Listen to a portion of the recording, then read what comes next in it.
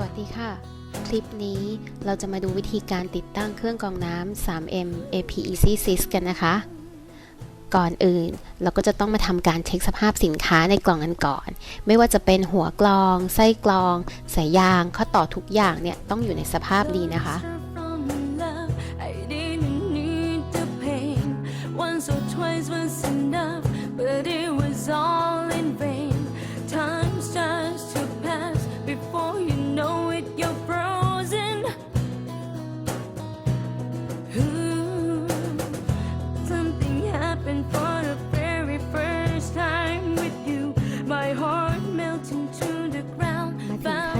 วิธีการติดตั้งนะคะ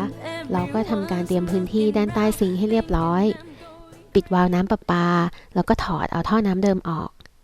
เริ่มทำการติดตั้งหัวเครื่องกรองนะคะโดยเว้นระยะด้านใต้ให้สามารถเปลี่ยนไส้กรองได้ด้วยนะคะจากนั้นก็นำข้อต่อสายยาง 3/8 เนี่ยที่ให้มาต่อเข้ากับข้อต่อ3ทางของทางน้ำประปาขาเข้าอะค่ะแล้วก็วัดระยะสายยางจากทางน้ำเข้าจนถึงหัวเครื่องกรองแล้วก็ตัดให้เรียบร้อย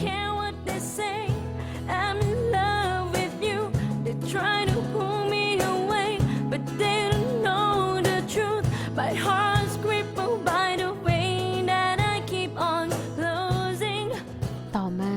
เราก็มาประกอบก๊อกน้ำดื่มนะคะเริ่มจากร้อยฐานรองก๊อกกับประเก็นยางเนี่ยขึ้นไปจากนั้นก็นำตัวก๊อกกับสายยางนะคะสอดเข้าไปในรูที่เราเจาะซิงค์ไว้แล้วนะคะแล้วทำการล็อกให้แน่นด้วยแหวนรองกับเกลียว6เหลี่ยมก็ค่อยๆขันขึ้นไปจนแน่นค่ะ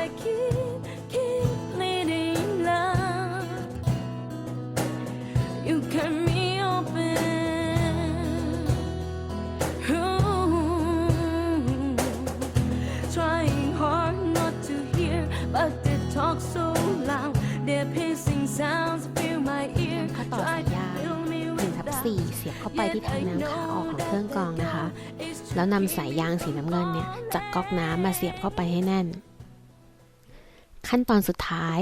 ใส่ไส้กรองเข้าไปกับหัวเครื่องกรองโดยหมุนไปทางขวาประมาณ 1/4 รอบจนกระทั่งมันหยุดเสร็จแล้วเนี่ยฉลากมันจะหันมาทางด้านหน้านะคะก่อนใช้งานเปิดน้ำทิ้งไว้ประมาณ5 นาทีเรียบร้อยแล้วค่ะAnd in this world of loneliness I see your face Yet everyone around me thinks that I'm going crazy Maybe But I don't care what they say I'm in love with you They try to